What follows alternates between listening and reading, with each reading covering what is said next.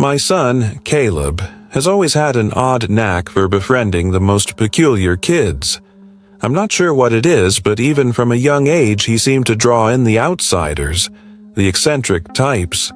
I've collected plenty of anecdotes over the years, but one incident sticks out sharply like a splinter that refuses to dislodge. It was 4th grade, and we had just relocated to Belcross because my husband received a new position at work. Caleb was entering a fresh chapter at Lakeview Elementary, but we weren't overly anxious about him adjusting. He's always been outgoing and charming, the sort of kid who effortlessly forms connections. Our family had adapted smoothly to the move, and Caleb seemed quite happy at school. Initially, I was genuinely delighted when I met the other parents from Caleb's class. They were cordial and down-to-earth people. So, imagine my surprise when, several months later, I received an urgent midday call from Lakeview, requesting one of Caleb's parents to come immediately to discuss an incident involving him and another student. My husband was unavailable, so I took responsibility, agreeing to meet with Principal Reynolds after collecting Caleb from class. As I drove to school, a whirlpool of confusion and mild irritation churned within me.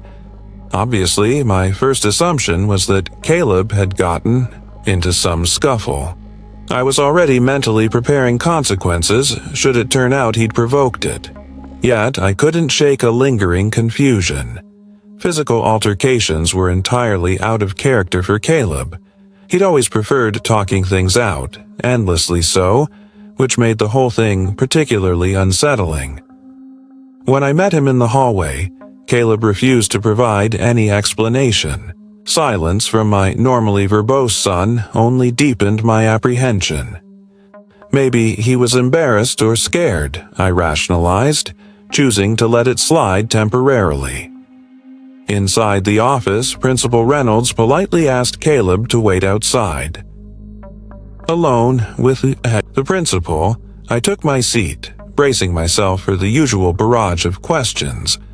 As expected, he asked about Caleb's home behavior.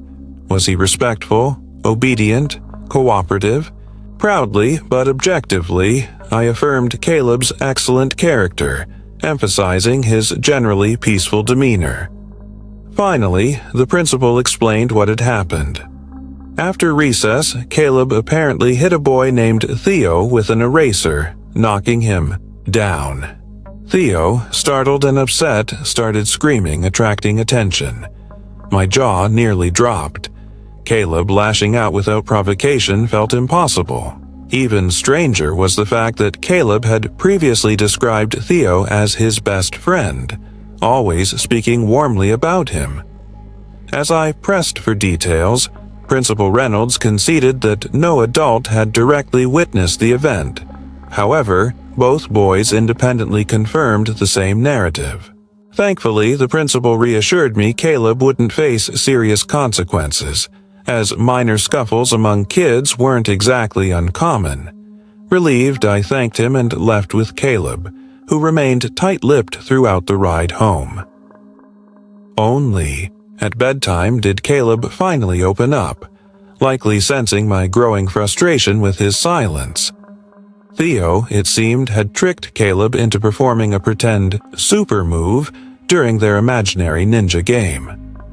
As Caleb brandished the eraser dramatically, Theo deliberately collapsed, feigning injury and whispered threats, coercing Caleb to maintain the lie. My anger surged. My trusting child had been manipulated, unfairly blamed. Determined to resolve matters privately, I found Theo's mother, Vivian, in the school directory. When we spoke, her warmth surprised me. Vivian calmly admitted that Theo had confessed immediately, even before she could question him. Apparently, Theo had always struggled with impulse control, sometimes behaving as if he were a completely different child. Vivian expressed genuine remorse and suggested we arrange a sleepover to help rebuild their friendship. Hesitantly, I agreed, sensing Vivian's sincerity and hoping to foster a positive resolution. That Saturday, I took Caleb to Vivian's charming home on Crescent Lane. The boys quickly vanished to the basement while Vivian and I bonded over a few glasses of wine. She was personable, insightful, someone whose company I genuinely enjoyed. Yet I couldn't help myself, and eventually asked about Theo's erratic behavior. Vivian's expression shifted, becoming serious. In hushed tones, she admitted Theo had struggled socially and emotionally for years, even seeing specialists who predicted he'd eventually outgrow his odd behavior. Though relieved to hear he'd never displayed aggression before, a nagging worry lingered even as Vivian reassured me that Caleb would be safe. When I descended to say goodbye, the boys were happily absorbed in a spirited game of battleship. Caleb appeared genuinely happy, and my fears subsided. The following morning, however, when picking Caleb up, he cheerfully greeted me. But within moments of driving away, he abruptly burst into tears. Caleb tearfully recounted waking in the middle of the night, drawn awake by murmured whispers from the nearby bathroom, illuminated faintly by candlelight. He overheard Theo speaking, not to himself exactly, but rather conducting a conversation as if someone else were present, referring to himself as Mr. Blackwood. Terrified, Caleb feigned sleep, but soon Theo emerged from the bathroom, looming over Caleb's bed, muttering unintelligibly in a voice so eerie it froze Caleb completely. After what felt like hours, Theo simply returned to his bed, resuming normalcy by morning. I was deeply unsettled. My instincts screamed this wasn't a child's vivid imagination. It felt genuinely wrong. Promptly, I called Vivian, who nervously laughed off my concerns at first, but with gentle insistence, Vivian reluctantly revealed the severity of Theo's condition. He'd displayed alarming symptoms possibly indicative of a dissociative disorder, and they'd relocated multiple times due to Theo's escalating problems. Furious at her deception, I nearly contacted the school immediately, but Vivian tearfully pleaded for discretion.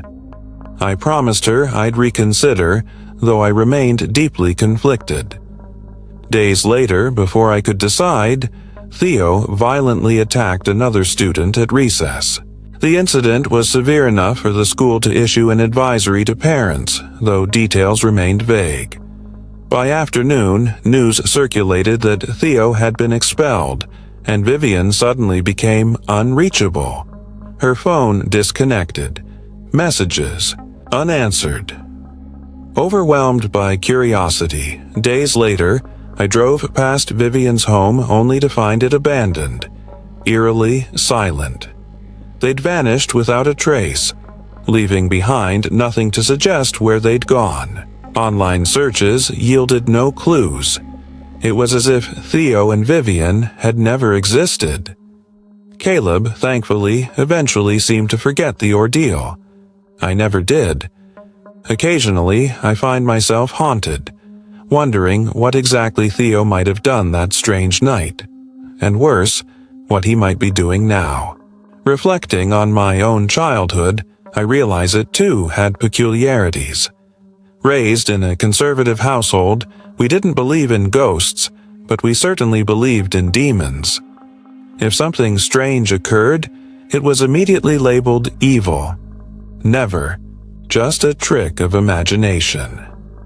My mother, though, was an outlier, indifferent toward religion, often joking she had a special arrangement with God.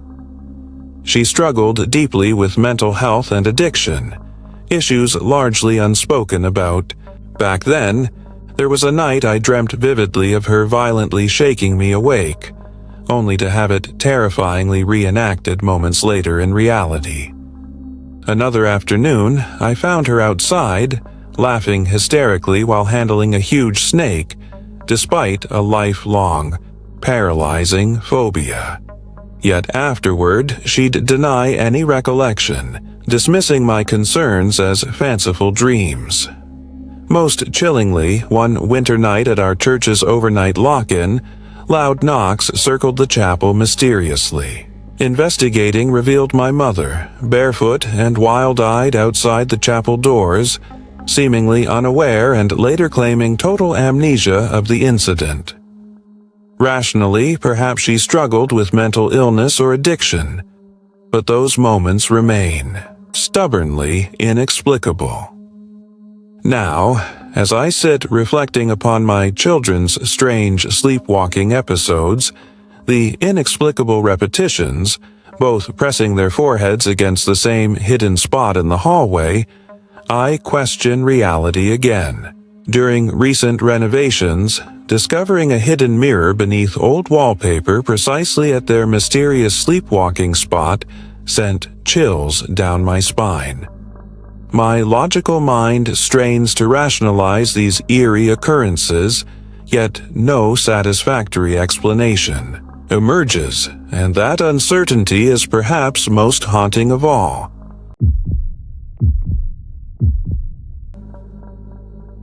Growing up, my family dynamic was always a little complicated. My upbringing wasn't exactly conventional. We were deeply entrenched in a strict religious tradition where spirits weren't entertained, but darker entities, more malevolent in nature, were taken quite seriously. Let me put it plainly. If something odd happened, we didn't blame playful ghosts or restless souls. It was always framed as something much more sinister, almost biblical. Personally, I never fully subscribed to that line of thought, but those beliefs were thoroughly imprinted on my young psyche. Rejecting them felt akin to rejecting the very foundation of our family's faith. My mother, though, stood apart from all that. Religion, for her, was more of a casual acquaintance rather than a commitment. She'd often joke that she and God were on good terms, which essentially meant she avoided church and wasn't particularly concerned about spiritual matters. Her detachment widened the emotional distance between us, because where I craved structure and spiritual reassurance, she drifted in ambiguity. To put it bluntly, my mother wrestled continuously with her mental health and substance use. Some days, she was cheerful and lively, capable of masking her struggles convincingly. Other days were punctuated by outbursts of erratic, unpredictable behavior. Looking back, it's clear she probably suffered from severe, untreated mental illness, possibly schizophrenia or a related condition. Before you judge my family harshly, understand that times were different then. Mental health simply wasn't something people openly addressed or understood. One particularly disturbing memory remains etched vividly in my mind. A nightmare so real it seemed prophetic. In that dream, my mother stormed into my room, face twisted in fury, violently shaking me awake. When I jolted from sleep, sweating and terrified, reality swiftly mirrored my nightmare. Seconds later, my bedroom door burst open. There she stood, exact anger, identical gestures, shouting the same words I'd dreamt mere moments earlier. I managed to push her away, begging her to stop, heart racing from both fear and disbelief. Yet, the next morning, when I cautiously brought it up, she stared at me blankly, bewildered, even hurt by my accusation. According to her, the incident never happened, leaving me wondering if my mind was betraying me or if something far stranger was unfolding. Another bizarre event occurred shortly afterward. One sunny afternoon, an unsettling scream echoed from the backyard, not of fear or pain, but an eerie cry filled with exhilaration. I rushed outside, freezing at the sight before me. My mother stood barefoot in the grass, beaming strangely, gripping a massive snake in her bare hands as casually as one might hold a garden hose.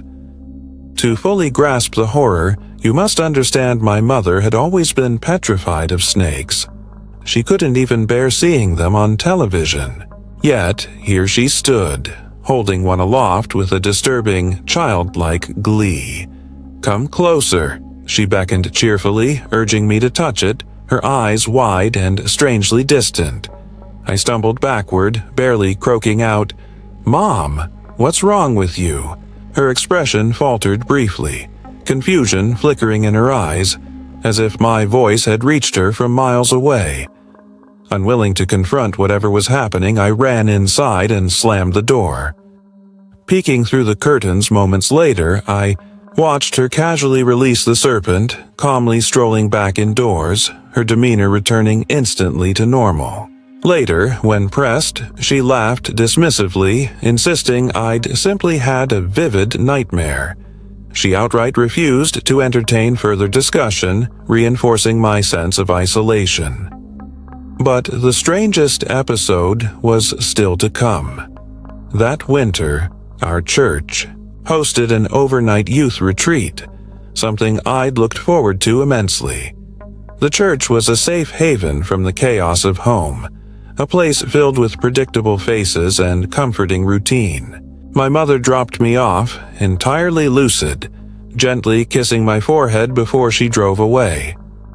At around 4:30 in the morning, an urgent knocking erupted, echoing around the chapel walls. We sat upright, exchanging startled looks. The knocks shifted, direction impossibly, circling rapidly, echoing as if the building itself were under siege by unseen fists. It wasn't wind, wasn't animals. This sound had purpose, rhythm, intelligence. Terrified, I woke Pastor Hollins from his office, who quickly rushed to investigate. When he unlocked the chapel doors, he recoiled sharply, shock visibly etched onto his face. There, standing barefoot and disheveled in the frigid dawn, stood my mother, hair damp with sweat, clothing askew, murmuring something inaudible to herself. She looked past everyone else and locked eyes solely on me, an unsettling, twisted smile creeping across her lips. Something deep within urged me to flee, but I felt inexplicably bound to follow her. Ignoring the pastor's whispered protests, I numbly climbed into the car. The drive home passed silently, my questions unanswered. Upon arriving, my mother paused abruptly in the doorway, silently staring, expression vacant, until I hurried to my room and locked the door behind me. Sleep eluded me for hours as I strained to hear any movement from her, the eerie silence amplifying my dread. At breakfast, she seemed completely unaware of the previous night's events, startled upon seeing me, cheerfully remarking she was just preparing to pick me up from church. My blood ran cold as I realized she genuinely recalled nothing. Not the frantic knocking, nor her inexplicable appearance at dawn. Even more baffling was the silence afterward. No one from church ever spoke about it again. Not the pastor, not the youth counselors. It was as if collective denial had erased the event, compounding my confusion and isolation. Decades later, my mother is no longer alive, but her memory remains hauntingly vivid. Rationally, I accept she likely suffered from severe mental illness, or perhaps severe withdrawal episodes. Yet logic offers little comfort. Her eerie lapses, the uncanny timing, the dramatic shifts into seemingly different personas, all linger inexplicably, leaving me uncertain about where reality ended and something stranger began. That uncertainty still disturbs me deeply. While I hesitate to fully embrace the supernatural explanations of my childhood, I also can't fully dismiss the notion that perhaps, just maybe, my family was right all along. that something genuinely sinister was entwined with our lives.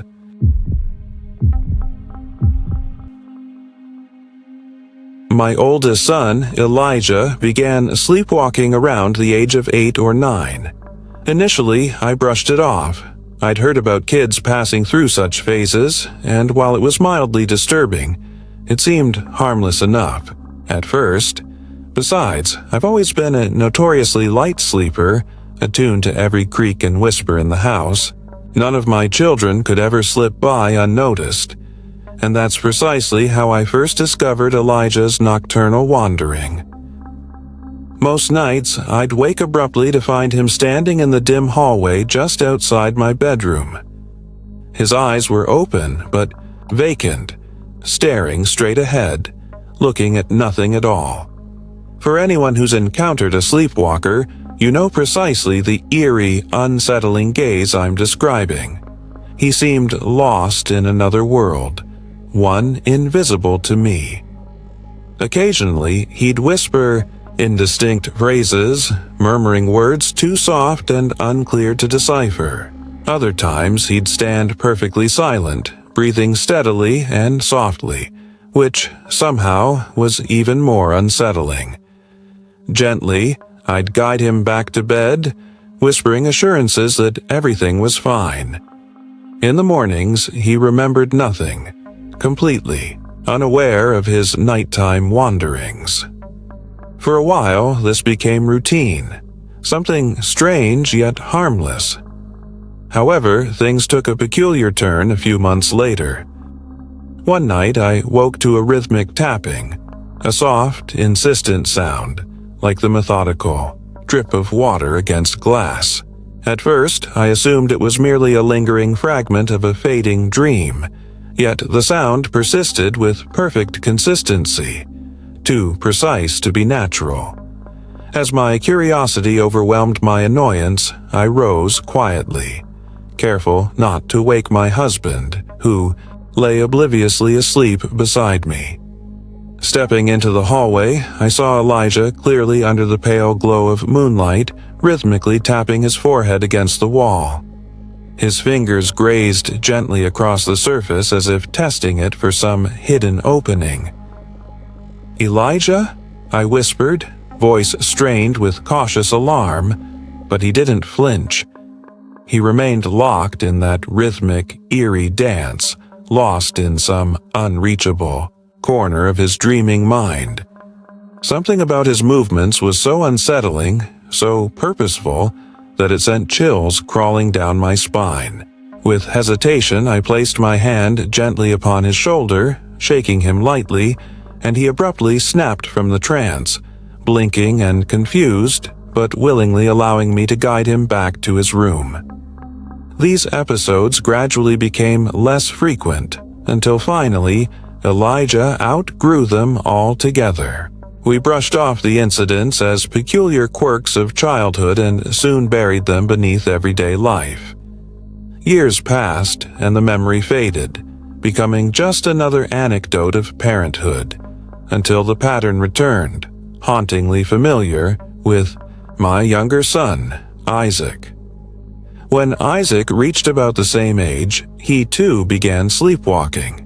Initially, I dismissed it once again as coincidence, attributing it perhaps to genetics or a developmental phase. Yet, before long, the familiarity became deeply unsettling. His nighttime wanderings mirrored Elijah's precisely.